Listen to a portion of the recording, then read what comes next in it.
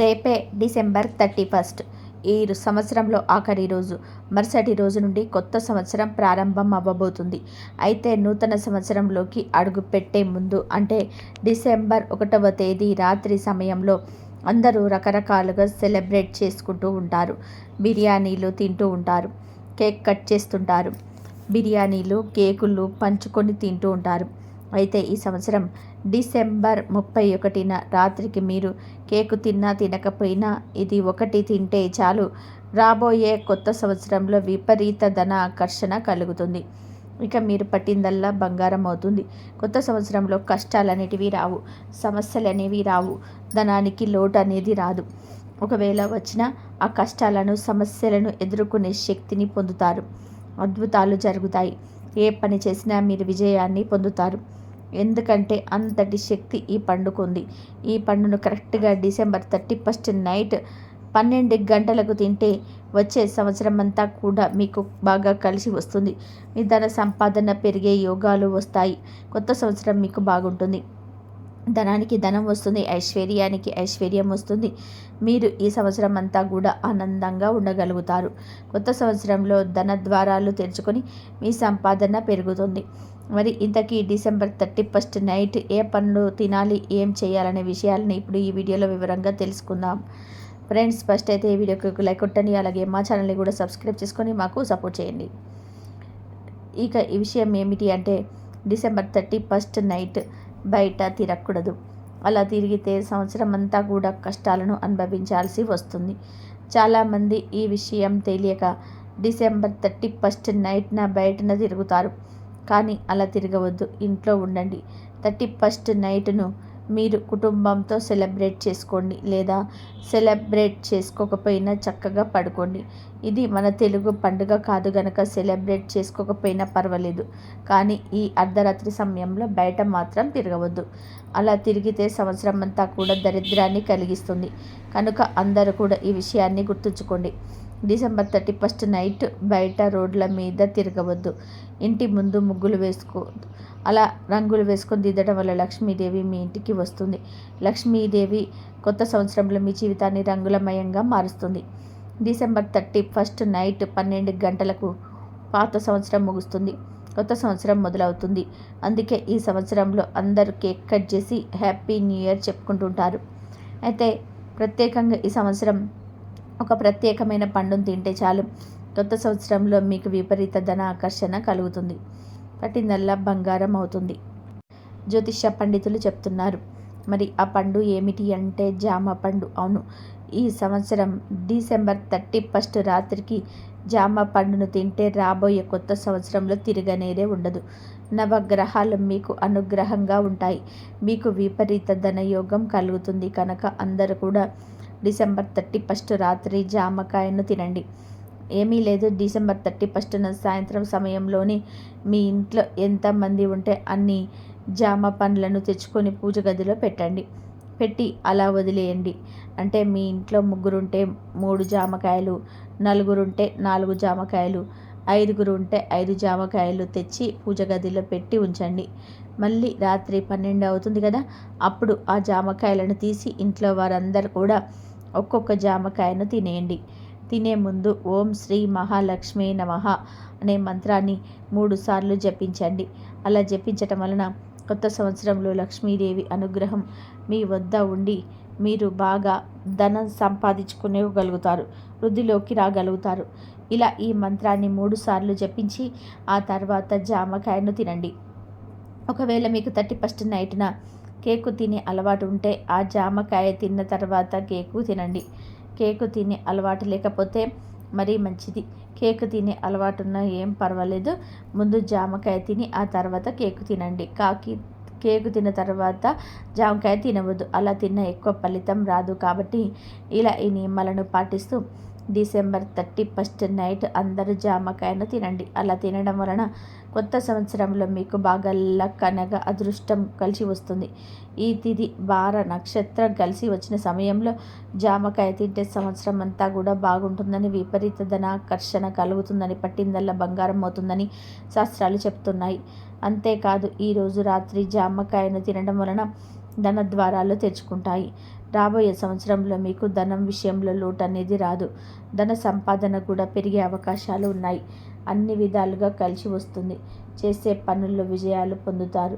విద్యార్థులు ఈ విధంగా జామ పండును తింటే రాబోయే సంవత్సరంలో బుద్ధి వికసించి విద్యలో ముందుంటారు. అంతేకాదు ఎవరైనా సరే ఇలా జామ పండును తింటే కొత్త సంవత్సరంలో ఆరోగ్యం బాగుంటుంది. అనారోగ్య సమస్యలు రాకుండా ఉంటాయి. కష్టాలు, దరిద్రాలు, సమస్యలు ఏమీ కూడా దరిచేరవు. అష్టైశ్వర్యాలు సిద్ధిస్తాయి. కనుక ప్రతి ఒక్కరు కూడా డిసెంబర్ 31 నైట్ ఈ పండును తినండి. కొత్త సంవత్సరంలో దేనికి లోటు లేకుండా సకల ఐశ్వర్యాలను పొంది సంతోషంగా జీవించండి. డిసెంబర్ 31 రాత్రి 12 గంటలు మీ పూజ గదిలో ఏ విధి విధానాలను పాటిస్తే సంవత్సరం మొత్తం కూడా కలిసి వస్తుందో, ఈ 31 నైట్ మీ పూజ గదిలో పాటిస్తే ఆ లక్ష్మీదేవి యొక్క అనుగ్రహం కలుగుతుందో తెలుసుకుందాం. ఎవరైతే అప్పులతో బాధపడుతూ ఉంటారో, ప్రతి సంవత్సరం వారి జీవితంలో ఎదుగుదలలో మార్పు చూడలేకపోతున్నారో, అలాంటి వారు కూడా ఈ డిసెంబర్ 31 రాత్రి పూజ గదిలో ఇప్పుడు మనం చెప్పుకోబోయే విధానంగా కొన్ని నియమాలను పాటించినట్లయితే తప్పకుండా మీ జీవితంలో మార్పు అనేది చూస్తారు. మరి మీ జీవితంలో ఎదుగుదలను చూడాలి అంటే డిసెంబర్ 31 నైట్ పూజ గదిలో ఏం చేయాలో ఇప్పుడు మనం ఈ వీడియోలో తెలుసుకుందాం. డిసెంబర్ 31 సరిగ్గా అర్ధరాత్రి 12 గంటలకు ఇంట్లో కొన్ని ప్రత్యేకమైన విధి విధానాలను పాటిస్తే సంవత్సరం మొత్తం లక్ష్మీ కటాక్షం లభిస్తుంది. ఈ రోజున రాత్రి 12 గంటలకు ఇల్లంతా కూడా చీపురుతో ఊడ్చి కొంచెం పసుపు, పిడికడు గల్లులుప్పును తీసుకొని నీళ్ళల్లో కలిపి ఇంటి మూలన చిమ్మాలి. ఇలా చేసిన తర్వాత ఇంటిని తడి క్లాత్తో శుభ్రం చేసుకోవాలి. ఇలా పసుపు, ఉప్పును ఇంటిలో ఉన్న ప్రతి మూలన చల్లి శుభ్రం చేస్తే ఇంట్లో ఉన్న నకారాత్మక శక్తి ఖచ్చితంగా తొలగిపోతుంది. గల్లులుప్పుకు నెగటివ్ శక్తిని గ్రహించిన శక్తి ఉంటుంది కాబట్టి డిసెంబర్ 31న ఇంట్లో పసుపు, ఉప్పు కలిపిన నీటితో శుభ్రం చేస్తే ఆ ఇంట్లో దరిద్రం అంతా కూడా తొలగిపోతుంది. సంవత్సరం అంతా వారికి అదృష్టం కలిసి వస్తుంది. ఇలా చేయటం వల్ల ఇంట్లో ఉన్న దరిద్ర దేవత బయటకు వెళ్ళిపోతుంది. లక్ష్మీదేవి ఇంటికి వస్తుంది. అలాగే డిసెంబర్ 31 రాత్రి ఈ పని చేసిన తర్వాత పూజా మందిరంలో ప్రమిదలో ఆవు నెయ్యి వేయండి. ఆ ప్రమిదలో 3 ఒత్తులు విడివిడిగా వేయాలి. ఎటువంటి ఒత్తులు వేసినా పర్వాలేదు, కానీ ఆవు నెయ్యి వేసిన ప్రమిదలో మాత్రం 3 ఒత్తులు విడివిడిగా వేయాలి. అందులో ఒక ఒత్తి దైవానికి, ఇంకొక ఒత్తి కుటుంబం పేరున, 3వ ఒత్తి ప్రకృతి పేరున, ఇలా 3 ఒత్తులు వేసి వెలిగించాలి. ఇలా వేసిన తర్వాత దీపాన్ని వెలిగించండి.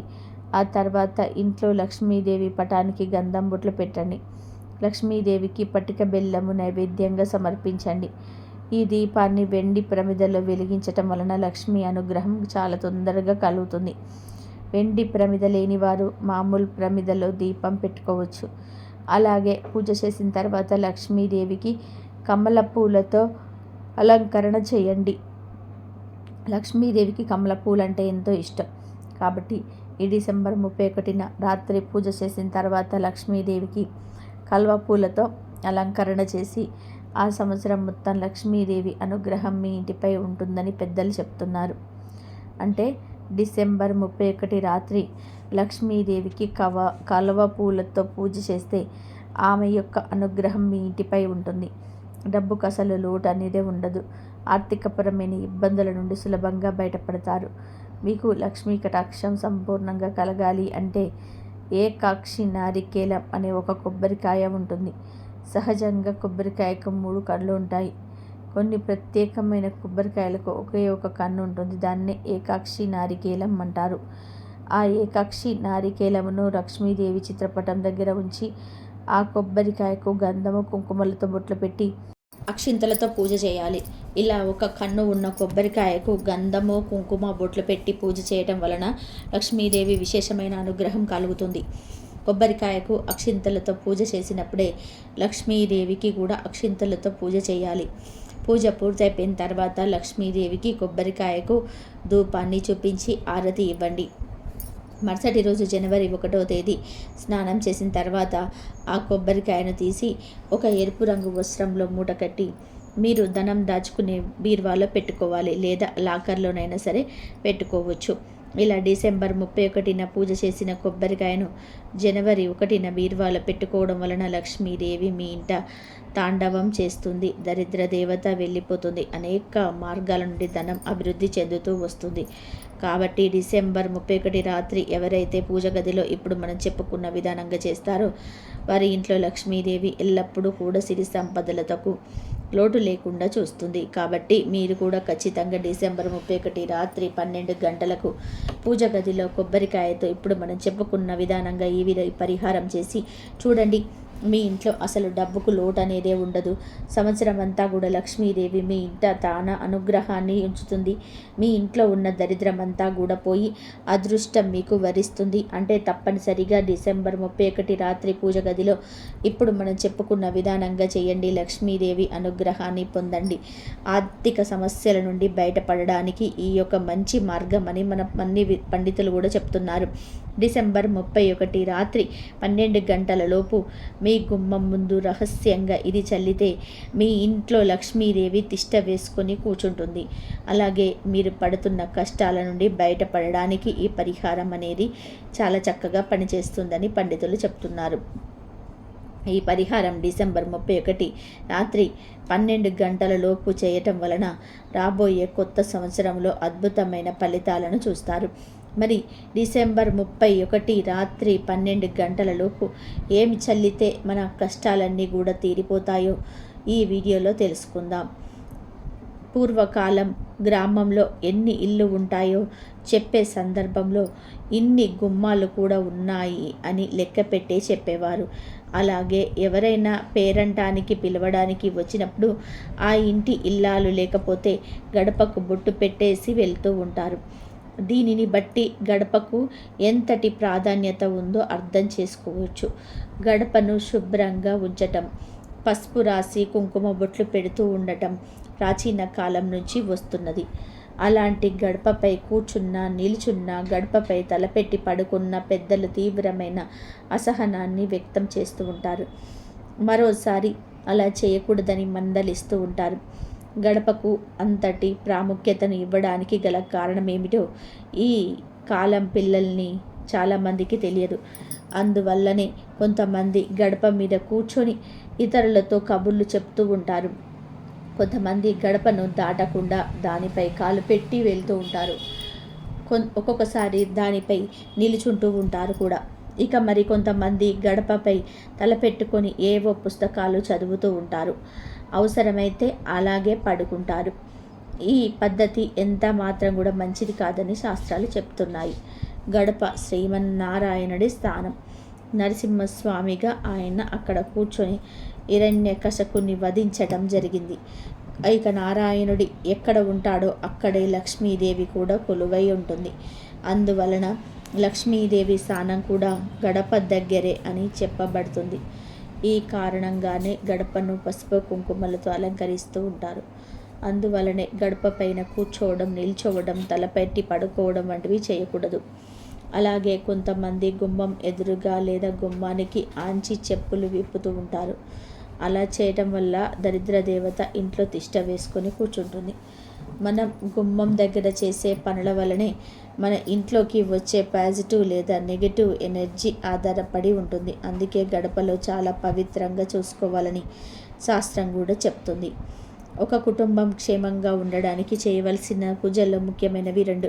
అందులో ఒకటి ఇలవేల్పును కొల్చుకోవడం, రెండవది ఇంటి గడపకు పూజ చేయటం.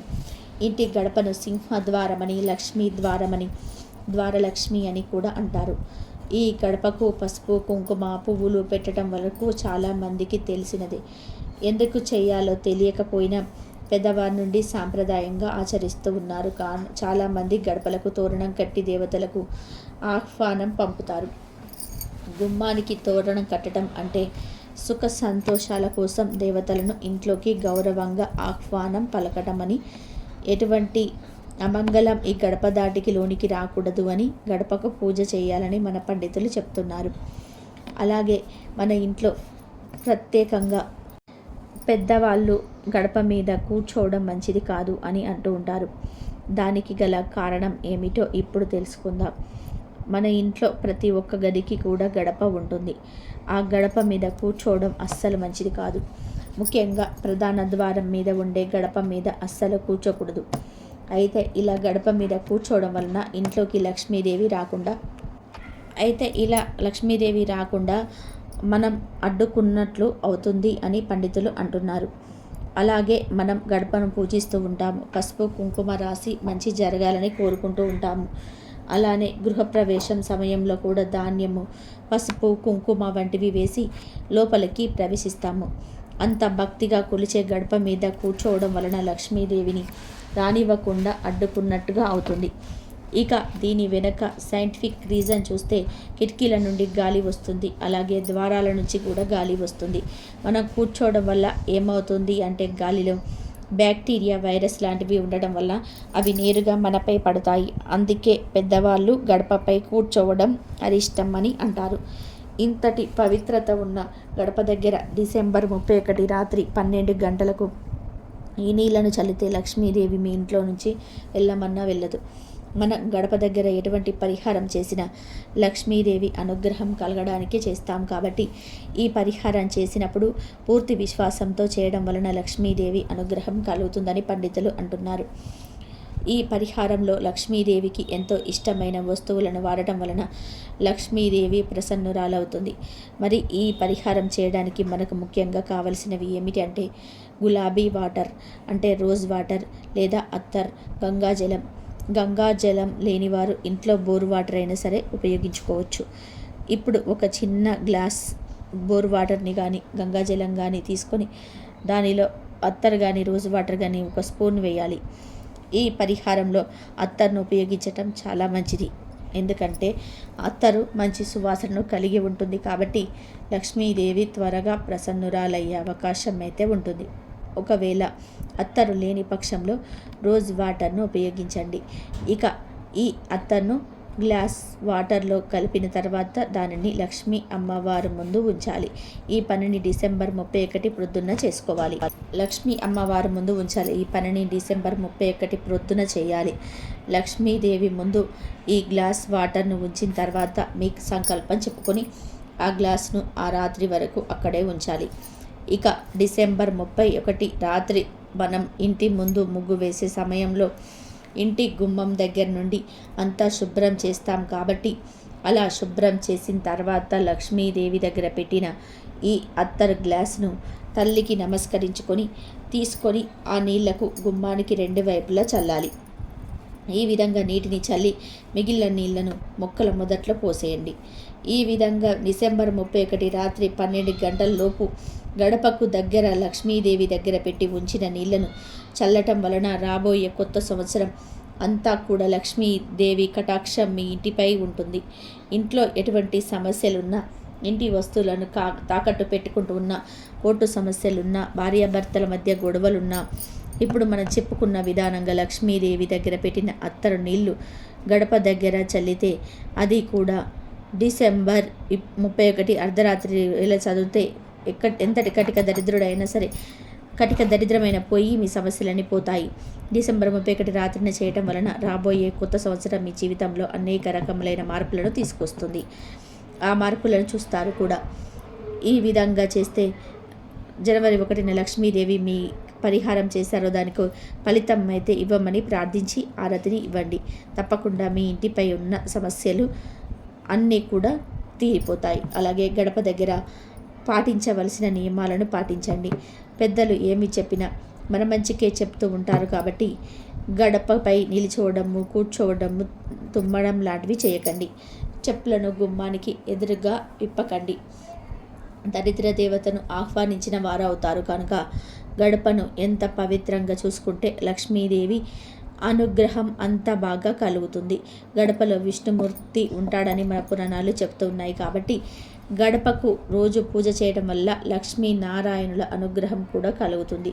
కాబట్టి ఈ డిసెంబర్ 31 రాత్రి 12 గంటల లోపు తప్పనిసరిగా అత్తరు కలిపిన నీటిని గడప దగ్గర చల్లి లక్ష్మీదేవి అనుగ్రహాన్ని పొందండి.